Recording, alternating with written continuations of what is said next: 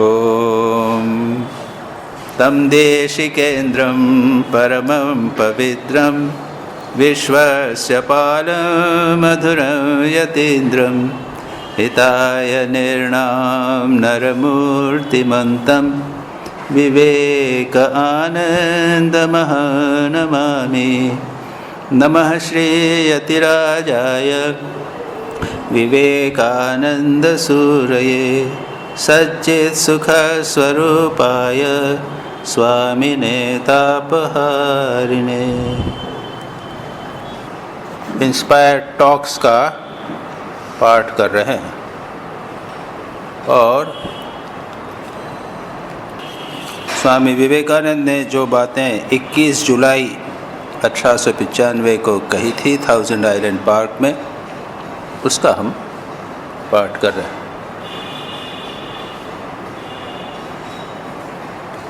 स्वामी जी ने पातंजल योग सूत्र लिया था और कुछ इम्पोर्टेंट सूत्रों की स्वामी विवेकानंद ने व्याख्या की थी। पहला था योगा क्या है? Yoga is the science of restraining the चित्त।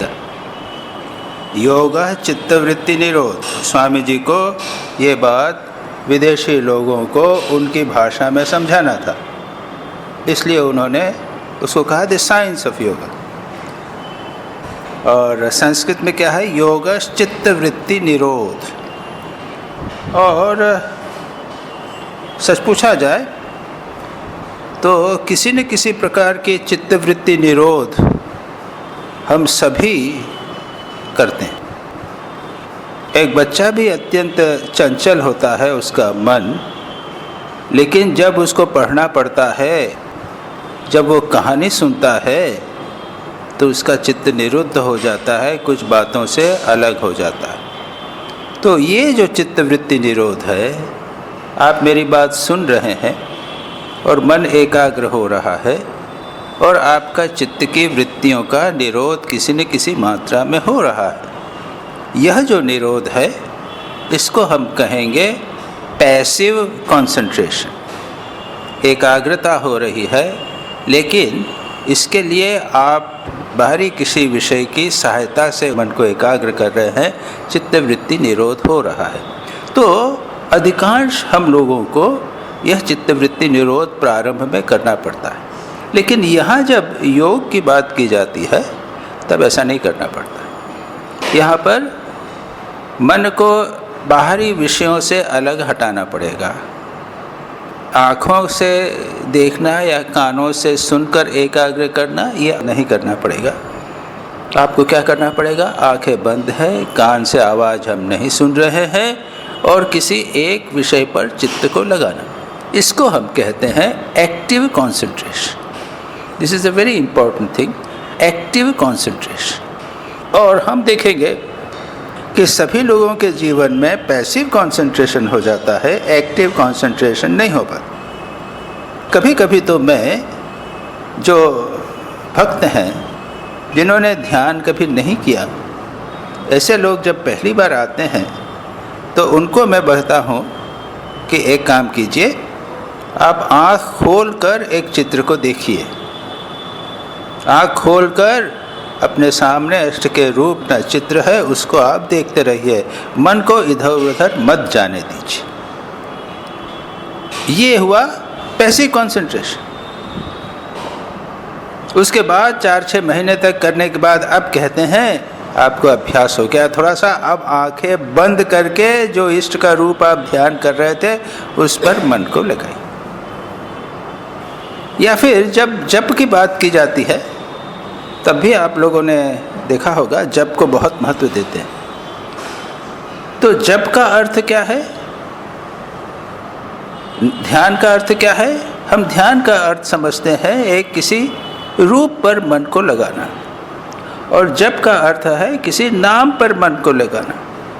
और यह कहा जाता है कि जब हम जप करते हैं तो जप से ध्यान में सहायता मिलती है। जप लीड्स टू मेडिटेशन। यतीश्वरानंद जी कहते थे जप लीड्स टू मेडिटेशन। जप से क्या होता है? एकतांता आती है, चित्त की एकतांता आती है। पतंजलि यहाँ पर कहेंगे, मैं इंट्रोडक्शन में पहले सूत्र की बात ही कर रहा हूँ, एक्टिव कंसंट्रेशन और पैसिव कंसंट्रेशन।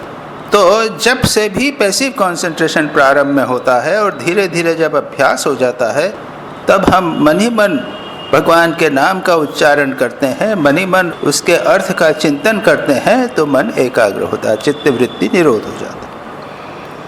तो स्वामी जी ने यहाँ पर क्या कहा है कि yoga is science of restraining the चित्तवृत्तिस।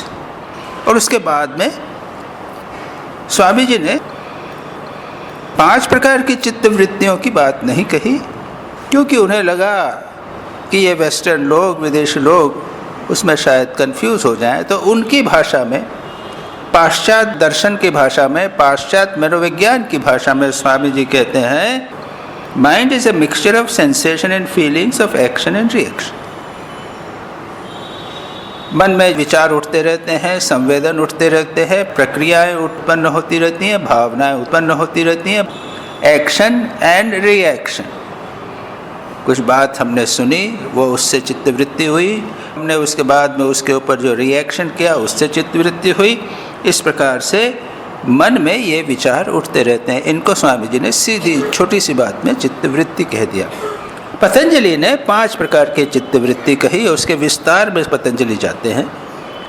और एक बहुत महत्वपूर्ण बात जिसको स्वामी जी ने यहाँ पर नहीं की है, वह पतंजलि कहते हैं, और वो है वृत्तयः पंचतः क्लिष्ट अक्लिष्ट क्लिष्टा क्लिष्टा। 5 प्रकार की वृत्तियाँ हैं, क्लिष्ट और अक्लिष्ट। क्लिष्ट यानी पंच क्लेशों से संबंधित। इस पर स्वामी जी आगे हम देखेंगे, संभवतः स्वामी जी इतने सेकंड चैप्टर में नहीं गए, पहले चैप्टर में अधिकांश बात उन्होंने कही, और ये क्लेश की बात दूसरे चैप्टर में आती है। और क्लेश क्या है? अविद्या, अस्मिता, राग, द्वेष, अभिनिवेश।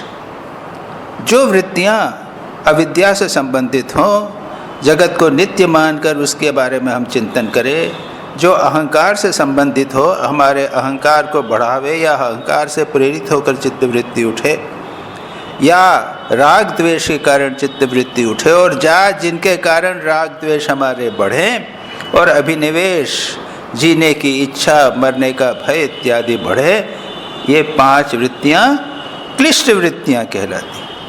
ये बंधन का कारण होती है, क्लेश देती हैं हमें, कष्ट देने वाली।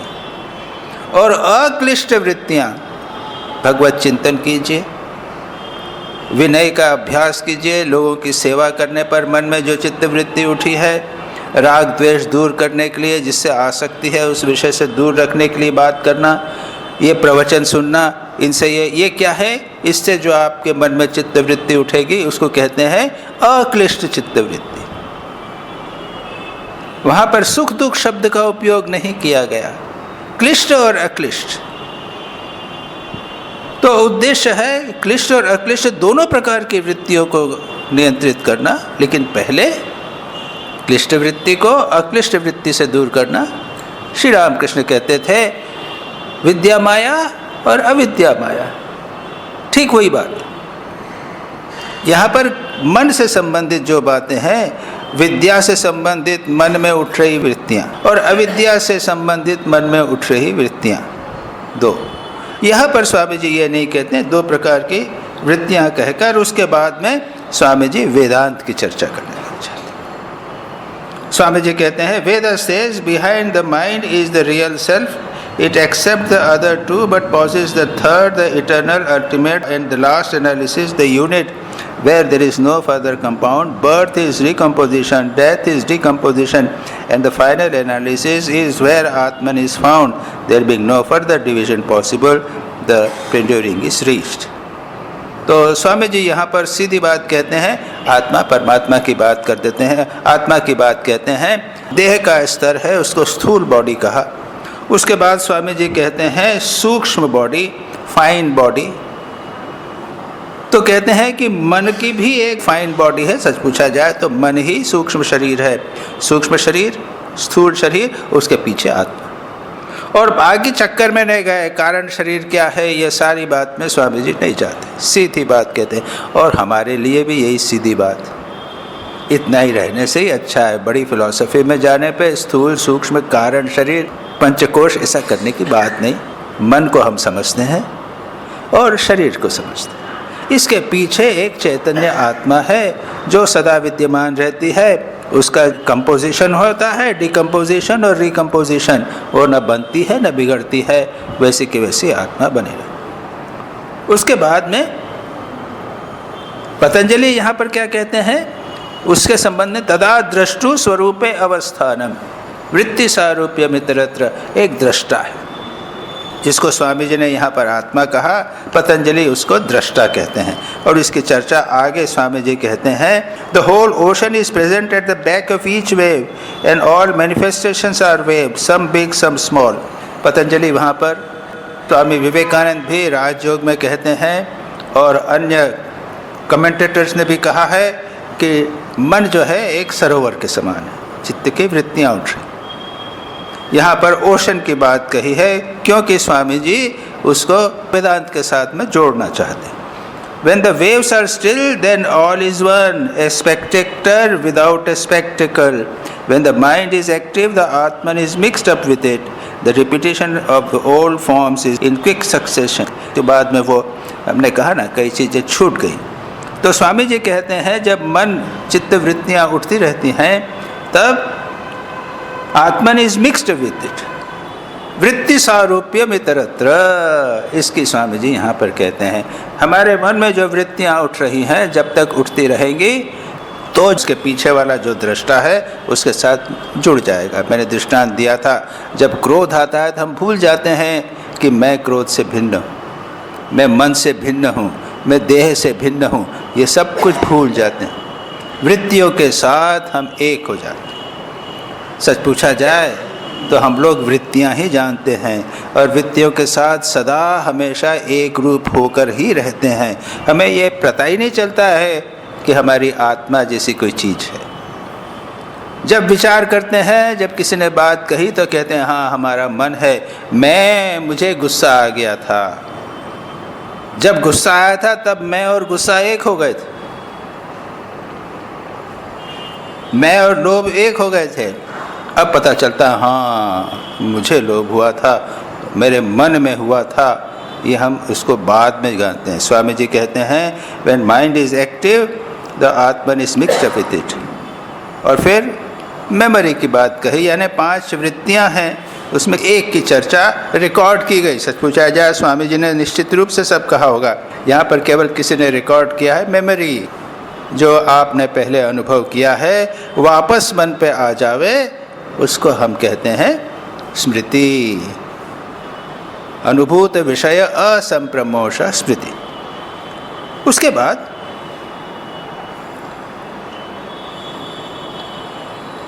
स्वामी जी कहते हैं be unattached, knowledge is power and getting one you get the other. By knowledge you can even banish the material world. When you can mentally get rid of one quality after another from any object until all are gone, you can at will make the object itself disappear from your consciousness. पहली बात स्वामी जी कहते हैं be unattached. अगर आप स्वामी जी के साहित्य को सावधानी से पढ़ें तो देखेंगे श्री रामकृष्ण ने तो कहा ईश्वर दर्शन जीवन का उद्देश्य है। भगवान भगवान भगवान, व्याकुल हो, ईश्वर दर्शन के लिए व्याकुल हो, ये बात श्री रामकृष्ण बार बार बार बार बार बार कहते हैं। अगर आप सावधानी से स्वामी विवेकानंद का साहित्य पढ़ें तो आप प्राप्त करेंगे अनासक्ति, अनअटैचमेंट, बी अनअटैच्ड। यहाँ पर कहते हैं अनासक्ति करो, आसक्ति का त्याग करो। अटैचमेंट एंड डिटैचमेंट स्वामी जी कहते हैं। उनका जो प्रसिद्ध एक लेख है उसमें वो कहते हैं, वो work and its secret, complete works of Swami Vivekananda को 2nd वॉल्यूम में है, वर्क एंड इट्स सीक्रेट। उसमें इस बात कहते हैं कि वर्क कर्म करने का रहस्य क्या है। रहस्य है पूरे मन से कर्म करो लेकिन आसक्त मत हो। गीता में यही कहते हैं, बार बार गीता में कहते हैं कर्म फल का त्याग करो। अर्जुन तुमको कर्म का अधिकार है, फल का अधिकार नहीं है। और फल जब तक इच्छा करेंगे तब तक हम आसक्त बने रहेंगे। स्वामी जी भी वही कहते हैं कि हम आसक्त क्यों होते हैं, हम अपेक्षा करते हैं, वी एक्सपेक्ट, हम चाहते हैं कि कुछ हमें फल मिले, इसलिए हम आसक्त हो। तो स्वामी विवेकानंद बहुत महत्वपूर्ण बात करते हैं। और ये अनासक्ति कैसे होगी? ये अनासक्ति के लिए जब हम मन को एकाग्र करते हैं, चित्तवृत्ति निरोध करते हैं, तब भी एक प्रकार की अनासक्ति होती है। मन कुछ चीज़ों से हट जाता है, एक चीज़ में लगा रहता है, एक चीज़ में आसक्त हुआ, दूसरी से छूट जाती है। संसार में देखते हैं, एक महिला है, युवती है, और परिवार से इतनी आसक्त है, विवाह हुआ, उसके बाद क्या हुआ, पति के परिवार में चले गई, संसार छूट गया। अपना जो माता पिता का परिवार था वो छूट जाता है, एक वस्तु आई, दूसरी से मन हट जाता है। तो ये आसक्ति और अनासक्ति ये सदा हमारे जीवन में विद्यमान है। उसको बनाना, उसको मैच्योर करना, उसको डेवलप करना, इसके लिए योग एक मार्ग है, जिसे मैंने अभी कहा एक्टिव कॉन्सेंट्रेशन। अगर हम प्रतिदिन भगवत चिंतन करें गहराई से, एक बहुत इंपॉर्टेंट पॉइंट है, और आप लोग कम हैं और थोड़े सिंसियर है, सीरियस हैं, इसलिए मैं बोल रहा हूँ।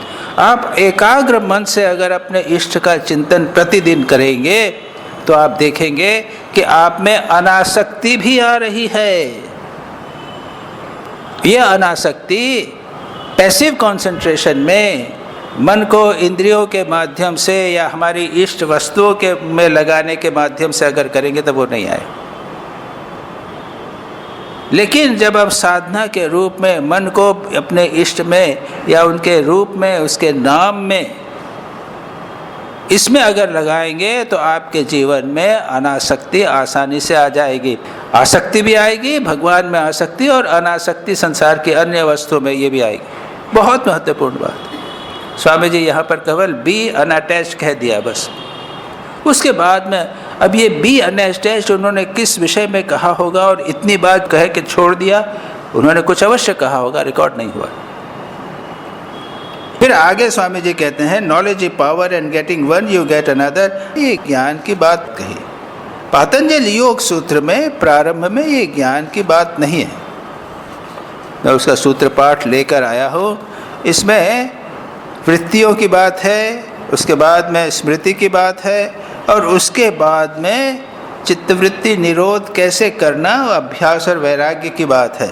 और स्वामी जी यहाँ पर अनअटैचमेंट की जो बात कहते हैं, यह है वैराग्य की बात। बी अनअटैच्ड यानी वैराग्य। और वैराग्य जो है उसको पतंजलि ने कहा है दृष्टान श्रेक विषय वितृष्णस्य वशीकार संज्ञा वैराग्यम तत्परम पुरुष ख्यातेर गुण वैतृष्णम।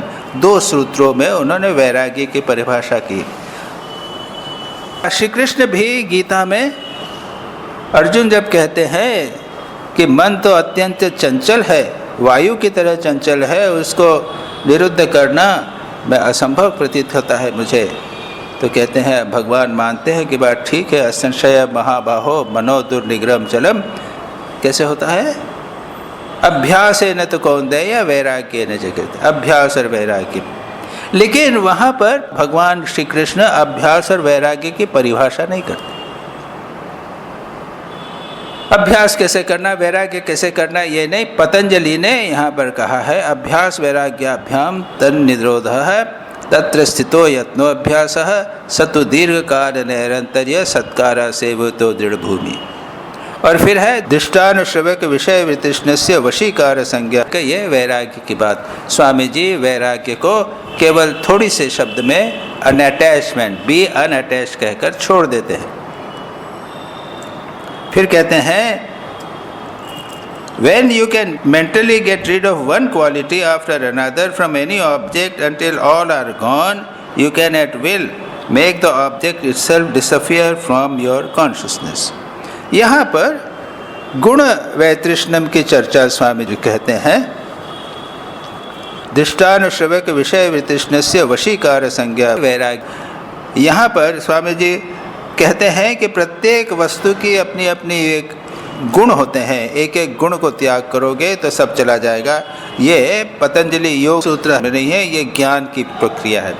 जब वो 3 गुणों की चर्चा भगवान अन्यत्र भी करते हैं, गीता में भी है, विस्तार से 3 गुणों का वर्णन किया गया है वहाँ पर। इसके आगे कहते हैं those who are ready advance very quickly and can become yogis in 6 months। कहा यहाँ पे है तीव्र संवेगानाम आसन्नः।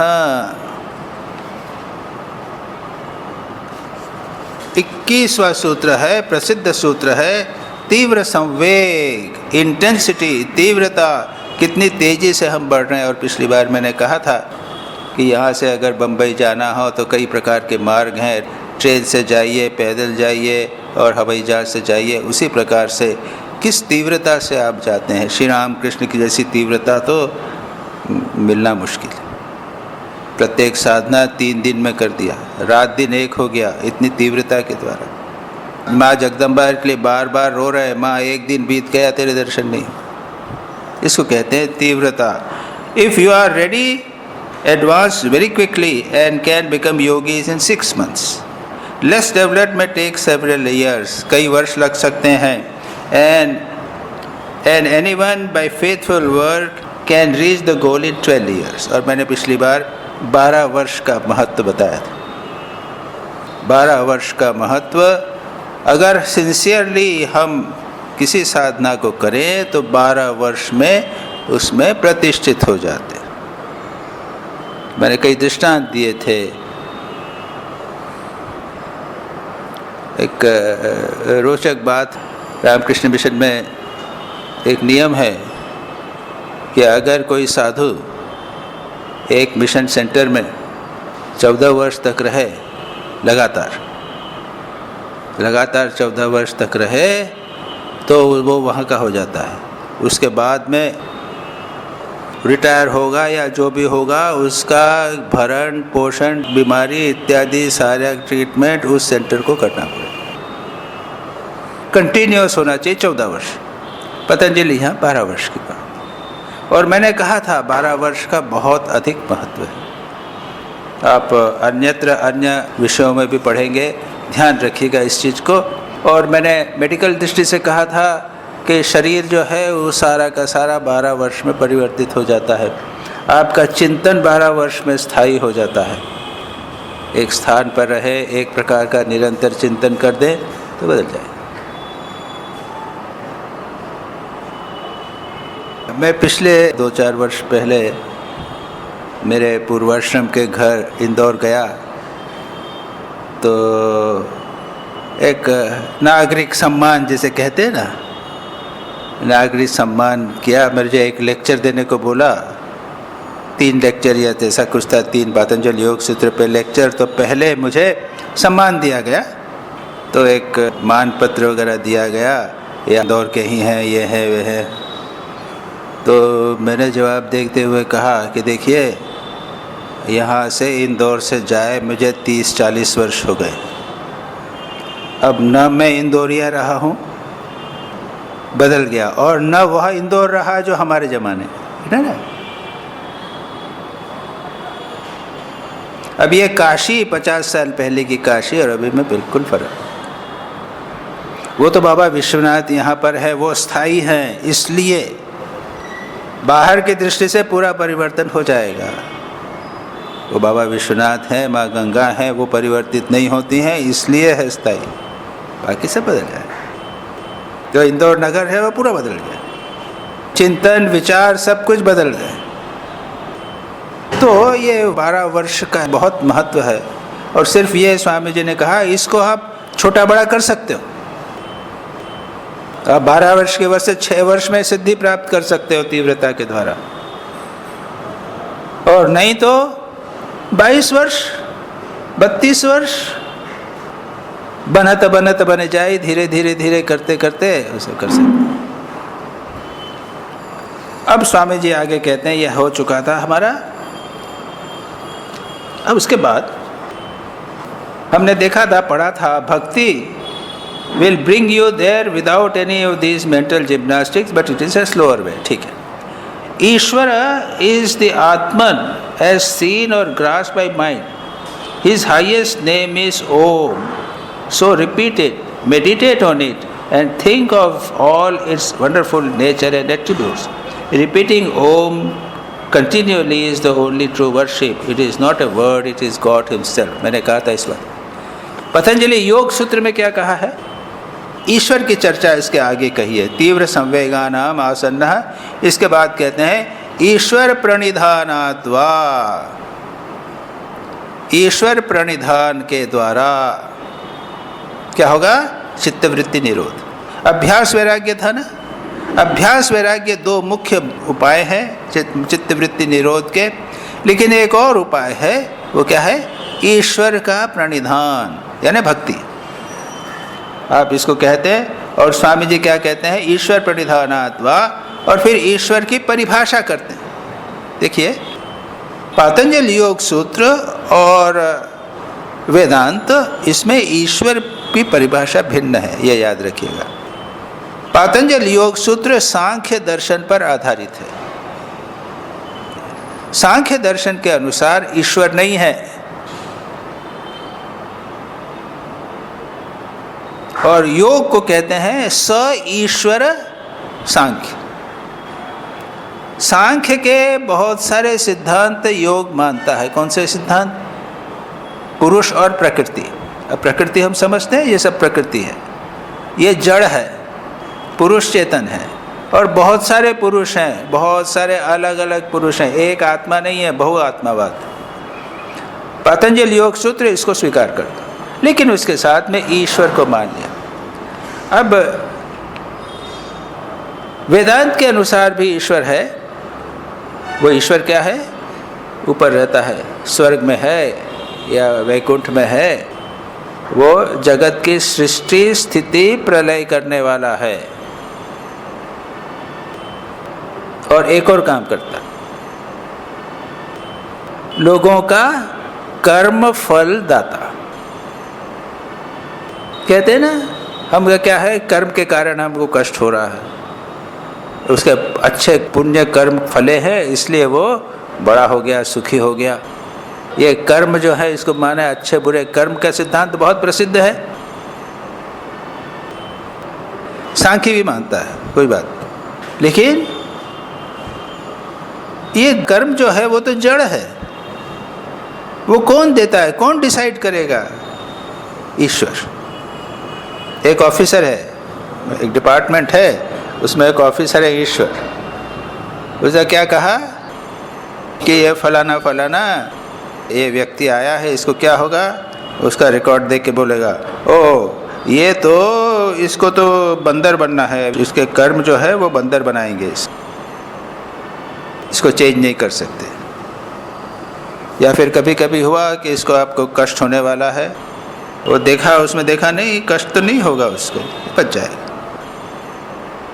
तो इसको कहते हैं कर्म फल दाता, ये ईश्वर। तो चार चीज़ें, जगत की सृष्टि स्थिति प्रलय करता है, और वो भी जीवों के कर्म के अनुसार करता है, और कर्म फल दाता है, ये ईश्वर। पतंजलि जो ईश्वर मानते हैं, ये कर्म फल दाता ईश्वर, जगत की सृष्टि स्थिति प्रलय करने वाला ईश्वर नहीं। वो क्या है? पुरुष विशेष। पुरुष हमने बताया आत्मा, विशेष पुरुष है। और विशेष पुरुष में क्या विशेषता है? वो ये पंच क्लेश जो हमने कहे, उससे प्रभावित नहीं होता। अविद्या, अस्मिता, राग, द्वेष, अभिनिवेश उसमें नहीं होता। दूसरा है कर्म, शुभ कर्म, अशुभ कर्म, प्रारब्ध कर्म, संचित कर्म, आगामी कर्म, ये इससे प्रभावित नहीं होता। तीसरा विपाक, ये कर्म का जो फ्रूशन होगा, कर्म जो होंगे वो पकेंगे, उसका फल होगा, वो भी नहीं होगा। और आशय यानी कर्म संचित रहते हैं। हमारे कर्म जो है, इस जन्म में मेरे कुछ कर्म तो निकले हैं, उसका मुझे फल मिल रहा है, लेकिन मेरे बहुत सारे कर्म पड़े हुए हैं, संचित कर्म है, उस आशय। ये भगवान जो है ईश्वर, इनसे प्रभावित नहीं होता। फिर तत्र निरतिशयम सर्वज्ञ बीजम, उसमें सर्वज्ञत्व, यानी वो सर्वज्ञ है, सर्वज्ञ यानी सब जानता है। निरतिशय, हम लोगों में भी सर्वज्ञत्व है, यानी हम में क्षमता है, हम साधना करने पर सब कुछ जानने की क्षमता रख सकते हैं, सर्वज्ञ बन सकते हैं, लेकिन वह बीज के रूप में। और भगवान में वह निरतिशय हो जाता है, पूर्ण विकसित हो गया। यानी ये ईश्वर जो है वो सब कुछ जानता है। अब सब कुछ जानता है, यानी वो यहाँ बैठा है तो ये मकान कब बना है, कितने दिन बना है, ये ईंट पत्थर कैसा है, ये सब क्या जानता है? अचानक नहीं जानता है। अगर वो चाहे तो सब कुछ जान सकता है, ये अर्थ उसका। क्या सर्वज्ञ बीजम। और वो कहते हैं सपूर्वेशाम अपि गुरु कालेन अनवच्छेदात्, यह गुरुओं का भी गुरु है।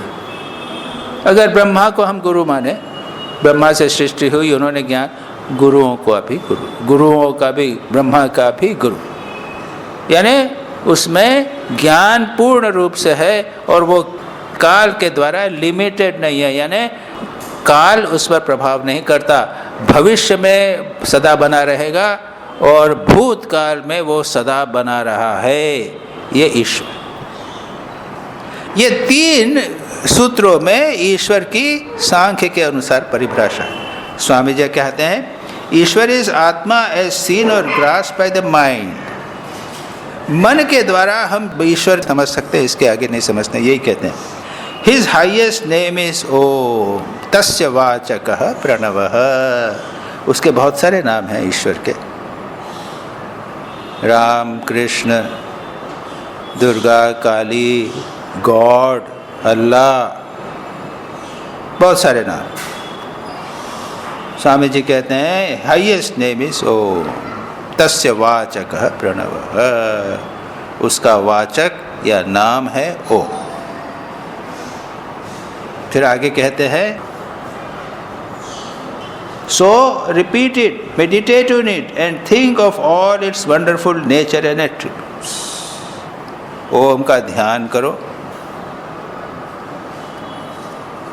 अतएव इस ओंकार का जप करो, इसका ध्यान करो और उसके भीतर जो कुछ अर्थ राशि निहित है उसका चिंतन करो। ओम का जप करो, ध्यान करो और उसके अर्थ का चिंतन करो। तद जपः तद अर्थ भावना। भगवान के ओम के नाम का अर्थ चिंतन, हमारा जो इष्ट मंत्र है उसका जप करना और उसके अर्थ का चिंतन करना बहुत ही इम्पोर्टेंट सूत्र है ये। और हमारे आचार्य, हमारे गुरु लोग सब कहते हैं अपने इष्ट के नाम का चिंतन। अभी हम स्वामी शिवानंद जी के शिवानंद वाणी इत्यादि पढ़ रहे थे, तो उसमें किसी ने कहा कि महाराज जप को तो करता हूँ, लेकिन उसका आपने मंत्र दिया है तो मंत्र का मैं जप करता हूँ, लेकिन मुझे उसका अर्थ नहीं मालूम। तो उन्होंने कहा अर्थ क्या है? अरे एक तो नाम है, राम है, राम कृष्ण है, या विष्णु का नाम है, कृष्ण का नाम है, वासुदेव का नाम है। जैसे ओम नमो भगवते वासुदेव, तो वासुदेव का नाम है, भगवान का नाम है। उसके पहले एक जुड़ा हुआ है, एक बीज जुड़ा हुआ है, बस। तो उसमें क्या है, ज़्यादा कुछ दिक्कत नहीं है। उसका अर्थ का चिंतन करना बहुत महत्वपूर्ण। और नहीं तो बीट किए गए, बिगड़ गए, इससे कुछ होने वाला नहीं। क्या हुआ? यतीश्वरानंद जी कहते हैं कि कितने बहुत दिन तक, साल भर तक जप किया, कुछ हुआ नहीं, कुछ फायदा नहीं हुआ, लाभ नहीं। अरे जैसे करना चाहिए वैसे तो करो। तद जपः तद अर्थ भावना, ये इतना महत्वपूर्ण सूत्र है, इस पर विचार करना चाहिए और हमें जप करना चाहिए, अर्थ का चिंतन करने। स्वामी जी 3 बात कहते हैं, 3 बात कहते हैं, इंग्लिश में है सो repeat it, meditate on it and think of all its wonderful nature and attributes. उसको रिपीट करो, क्या उसको, उसका जप करो, उसका ध्यान करो और उस भीतर की जो अपूर्व अर्थ राशि निहित है, नेचर एंड एट्रीब्यूट्स, अद्भुत जो अपूर्व अर्थ राशि है उसका चिंतन करो।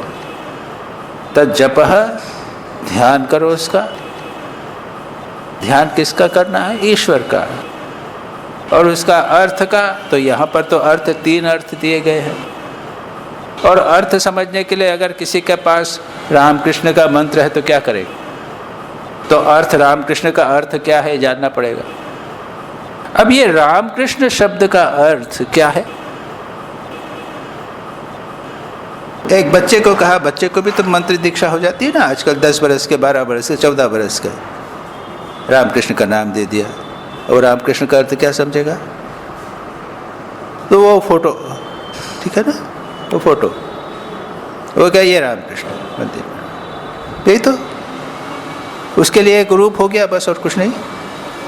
इधर उधर की कुछ बातें सुन ली रामकृष्ण के बारे में, ठीक है, और नहीं तो क्या कहा, उनकी जीवनी।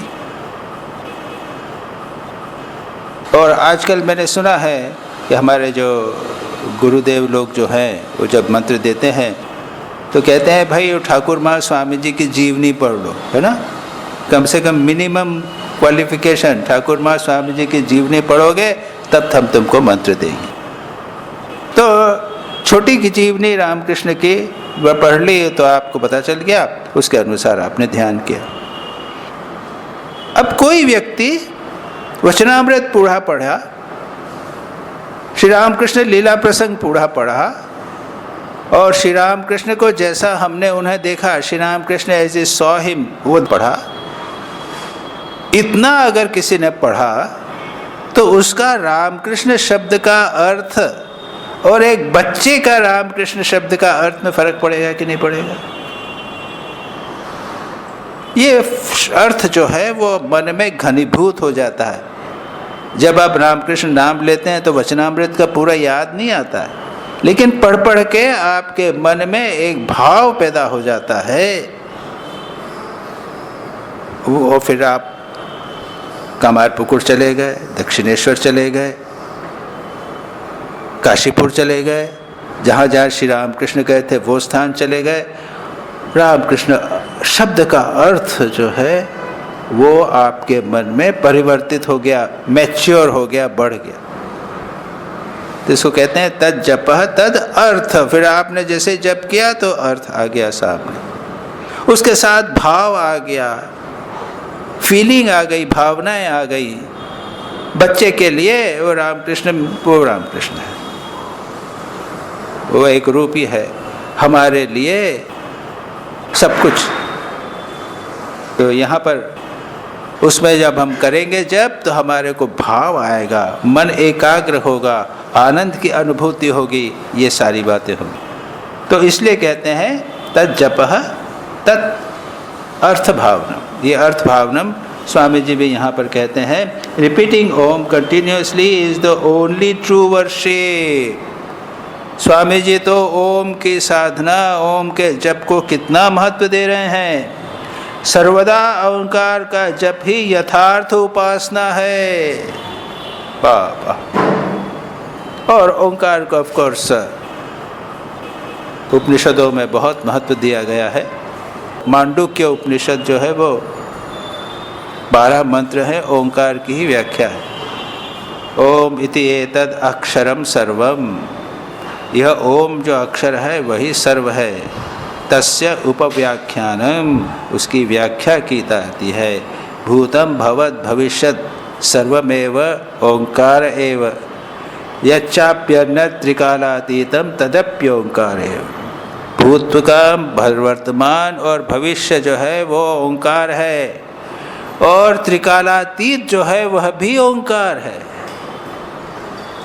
सर्वमेव एतद् ब्रह्म, अयम आत्मा ब्रह्म। उसके बाद में कहते हैं ओम जो है वो सब कुछ है, और ब्रह्म जो है वो सब है।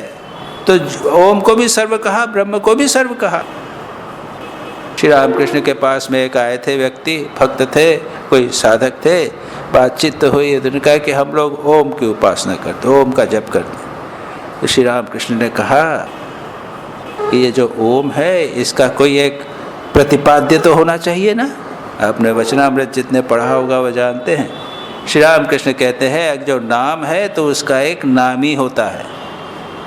तो ओम का एक प्रतिपाद्य है, ओम ने किसी वस्तु को इंगित कर रहा है। जो वो सज्जन कहते हैं ओम ही ब्रह्म है।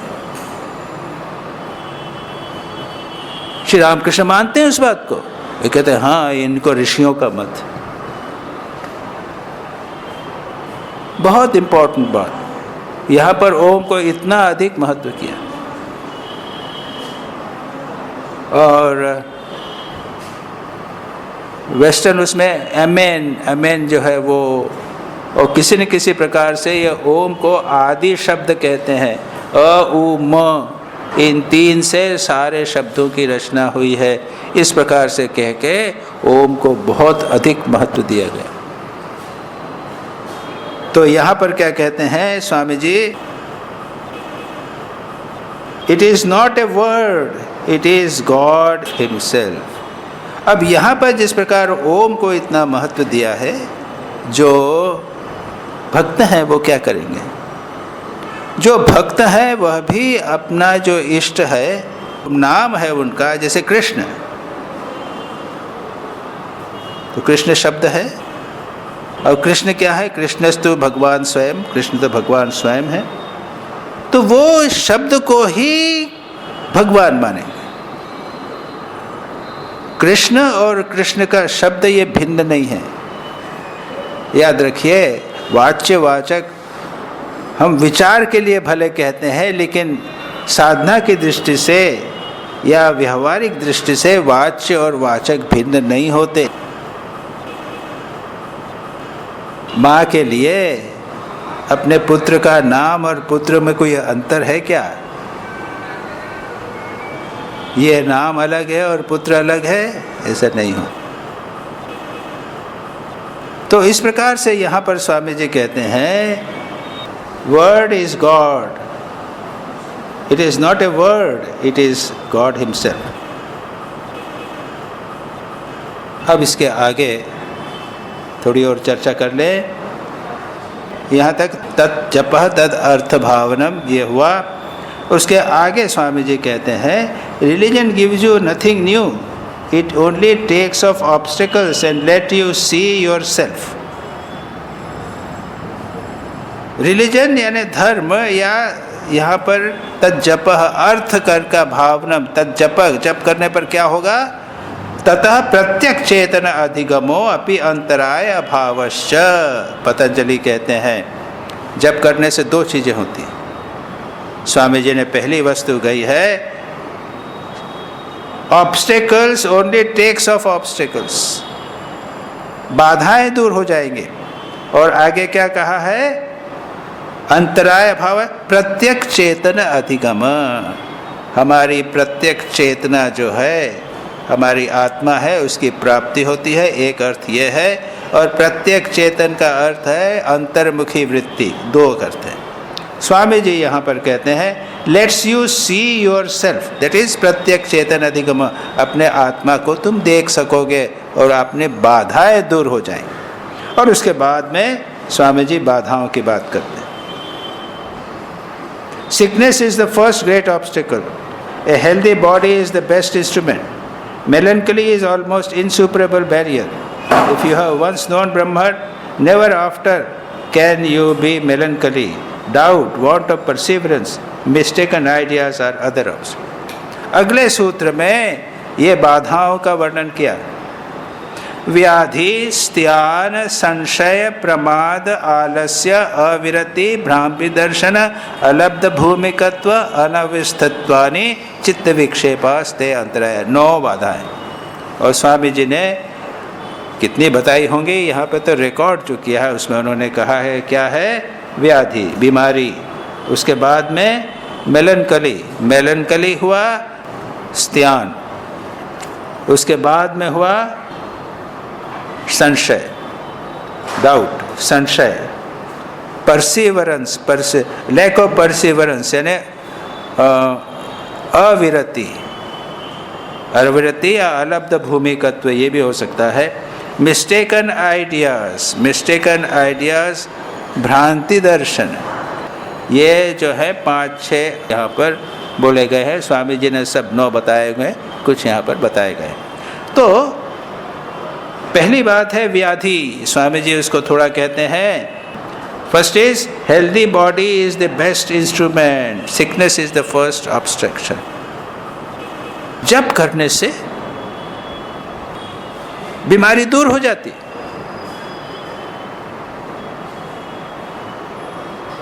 पतंजलि कहते हैं ततः प्रत्यक्ष चेतन अधिगमो अपि अंतराय अभावश्च। बीमार हैं, शरीर ठीक हो जाता है। और एक घटना यतीश्वरानंद जी के जीवन में आती है। बेंगलोर में 3 भाई, तीनों अनमैरिड रहे, तो यतीश्वरानंद जी से दीक्षित थे और 2 भाई दीक्षा हुई थी। एक को देखने के लिए उनके घर पे गए। तो कैसे हो, सब बीमार थे, वो तो सब बिस्तर पड़े हुए थे। उसने कहा ठीक है, मैं तुम्हें दीक्षा दूंगा। तो महाराज मैं तो ऐसे वक्त में यही दूंगा। यतीश्वरानंद जी ने उनके घर पे उनको दीक्षा दी और 1-2 महीने के बाद वो ठीक हो गए। उसके बाद में आए मिलने के लिए आश्रम में। तो कैसे हो, महाराज मैं तो ठीक हो गया, वो जप मंत्र के कारण जप से मैं ठीक हो गया। यतीश्वर ने कहा यस, मंत्र से शरीर भी ठीक हो जाता है, बीमारी दूर हो जाती है। जो लोग भगवान का नाम जप करते हैं नियमित रूप से, वो अधिक कम बीमार होते हैं और जो बीमारी भी होती है तो जल्दी ठीक हो जाती है। शारीरिक बीमारी, मानसिक बीमारी तो छोड़ दीजिए, मानसिक तो बाद में आएगा। स्त्यान, संशय, प्रमाद, आलस्य ये मानसिक हैं। शारीरिक बीमारी मतलब ये है कि शरीर और मन का अंतर कहाँ है, ये बताइए। ब्रह्मानंद जी स्वयं कहते हैं Give me the line of demarcation where matter ends and mind begins. एक उनके इटर्नल कंपेनियन में एक स्थान पर कहा गया। शरीर और मन का अभिन्न संबंध है। आप जप करेंगे, शरीर में, मन में एक स्पंदन, रिदम आएगी, जिसे कहते हैं ना, समरसता आएगी, रिदम आएगी, शरीर में भी आएगी, मन में भी आएगी और शरीर आपका धीरे धीरे ठीक हो जाएगा। तो व्याधि, स्वामी जी बोलते हैं, ये तो उन्होंने कहा healthy body is best instrument. यहाँ पर जो कहा है जप करने से व्याधि दूर हो जाती। फिर दूसरा कहा मेलनकली, उदास भाव। Melancholy is an almost insuperable, बड़ा डिफिकल्ट है। If you have once known Brahman never after can you be melancholy. यहाँ पर तो कहते हैं अगर तुमने ब्रह्म को जान लिया, बाप रे यहाँ तो कहते हैं स्वामी जी, मानसिक विषण्ण भाव रूपी विघ्न को दूर करना असंभव सा प्रतीत होता है, किंतु यदि तुम ब्रह्म साक्षात्कार कर लो तो फिर तुम्हारे मन में विषण्ण होने की संभावना न रहेगी। तो बड़ी दूर की बात। भगवान के नाम का जप करेंगे तो ये विषण्ण भाव, मेलनकली चली जाएगी। इसको यहाँ पर कहा है स्त्यान, व्याधि स्त्यान। स्त्यान का अर्थ है ढीला ढाला भाव, मन का डिप्रेस भाव, यही भाव। संशय, प्रमाद, आलस्य, अविरति नहीं, ये स्त्यान जो है इसको ही मेलनकली कहते हैं। मन का विषण्ण भाव, उदास भाव, डिप्रेशन। अगर ब्रह्म को किसी ने जान लिया तो भाई बात ही नहीं है, लेकिन भगवान का नाम एकाग्र मन से करो तो आपका ये डिप्रेशन का भाव भी चला जाए। उसके बाद में संशय, अध्यवसाय का अभाव, भ्रांत धारणा, ये भी अन्य विघ्न हैं। स्वामी जी ने इनकी विस्तार से व्याख्या नहीं की। पतंजलि ने यहाँ पर बहुत सारे 9 बाधाओं का वर्णन किया है। हम यहीं पर इसको छोड़ते हैं। आगे प्राणायाम की चर्चा होगी, प्राण की चर्चा होगी, जो पतंजलि योग सूत्र का अंश है। इसकी चर्चा हम अगली बार करेंगे। तम देशिकेन्द्रं परमं पवित्रं विश्वस्य पालं मधुरं यतीन्द्रं हिताय निर्णां नरमूर्तिमन्तं विवेक आनंदमहं नमामि। नमः श्री यतिराजाय विवेकानंद सूरये। सच्चित् सुख स्वरूपाय स्वामिने तापहारिणे।